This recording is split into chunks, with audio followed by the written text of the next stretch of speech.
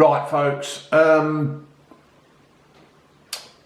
Semi-final edition of For Fuck's Sake, and it was for fuck's sake, weren't it? I could go through the old routine. I've been making notes of the game as it went along, but basically what I'm going to do is just round it all up into one because, I don't think it really deserves. I don't think it needs for me to go through and analyse it like I'd normally try to. Basically, Leicester just weren't good enough on the night. They didn't put the chances away. Fair play to Villa. I'll say that right from the start. In fact, I should have said that about 44 seconds ago.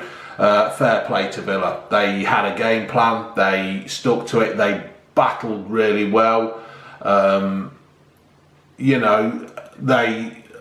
The keeper played outstanding. I think the keeper's actually got them to Wembley more than the team. I think he pulled off some magnificent saves in the first leg. He's done the same again this leg. Leicester did actually look quite busy. I thought they did play better than they have been playing just lately. I thought with Vardy starting on the bench, I thought it might actually give Leicester a different outlook on how to play the game, because when we do play Vardy, it does seem that we do go down the you play to Vardy's strengths.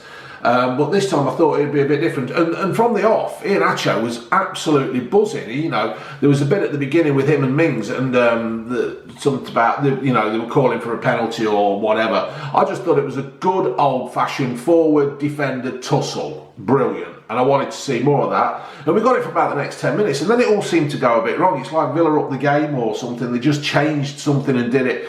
And Leicester, although they were working hard and busy and passing the ball around, they weren't really creating any chances after the first few where Highland just saved that one. I can't really remember any more proper shots. Barnes was in and out the game. I don't think he was actually... I think what they'd done, I think Villa had actually nulled him out of the game. I think they did see him as a threat and they got him and they put him out the way. But fair play to Villa. They really did do the job. I think it helped with them being at home in the second leg. The crowd were behind them.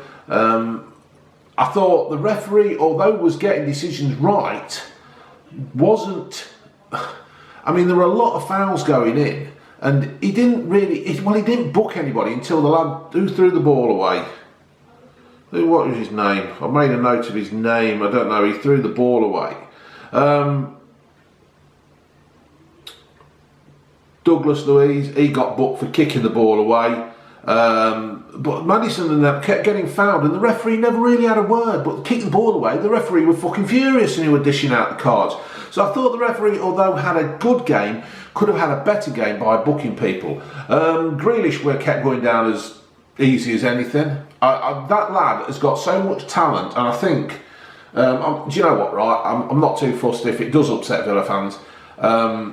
Although I don't want to upset them, but I think Grealish under a different manager and in a different team could be such a good little player, it'd be untrue.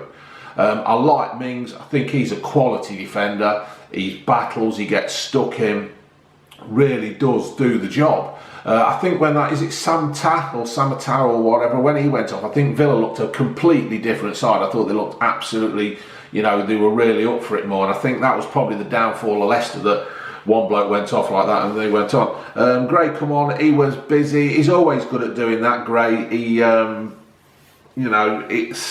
came on and he just did his job. He works hard and that's it.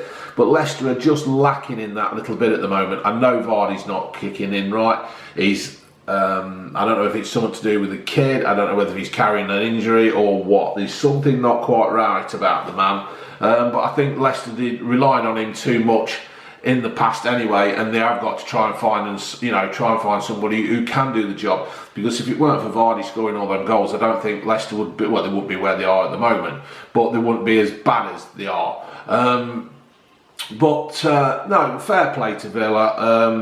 I thought Tillemans played a lot better. I thought Barrows played quite well.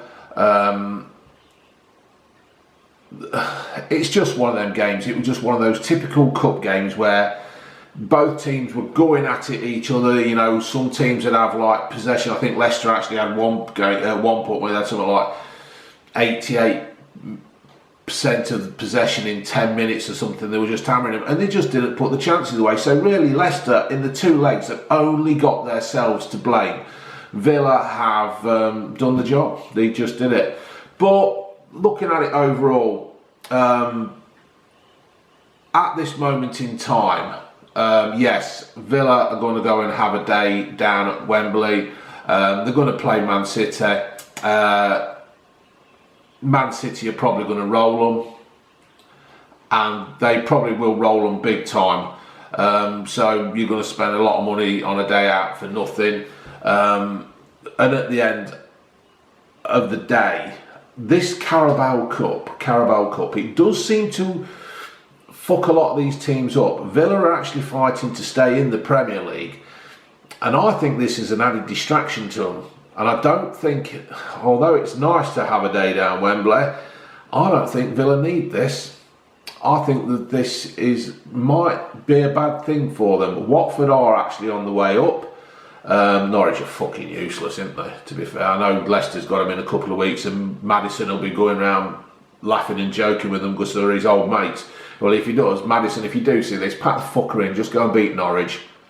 Stop pricking about with your old mates. But as it stands, I would rather Leicester be where they are in the league than where Villa are in the league and going on a cup day, because the rewards for Leicester, if they can get into the Champions League, are astronomical, and it's what this is, the game's about at the moment, is getting in the Champions League and doing that. So I'll just recap it on this short for fuck's sake. It's not that I'm saying fair play to Villa. They've come in, they've done a job, and that's it. Leicester didn't put the chances away.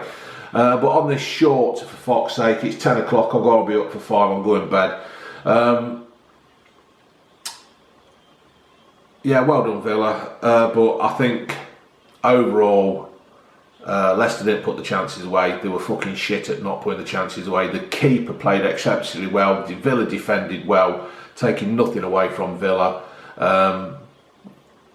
I think the ref could have booked a few players, but he didn't, because, I don't know, perhaps, he booked players for throwing the ball away, which is a crime and such.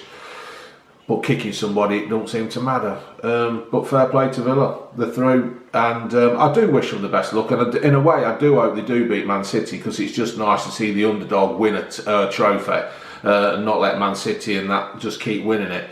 But yeah, fair play to Villa. Not much more I can say, really. Bit shit, really, isn't it?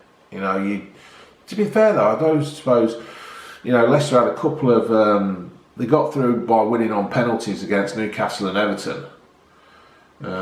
Should Villa have been in this round? I don't know, because Liverpool were out in the Champions, the World Club Championship.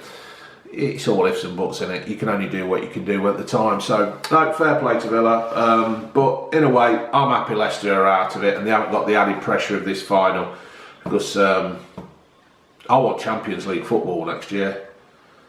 That's what I'm after. All right, folks. Laters.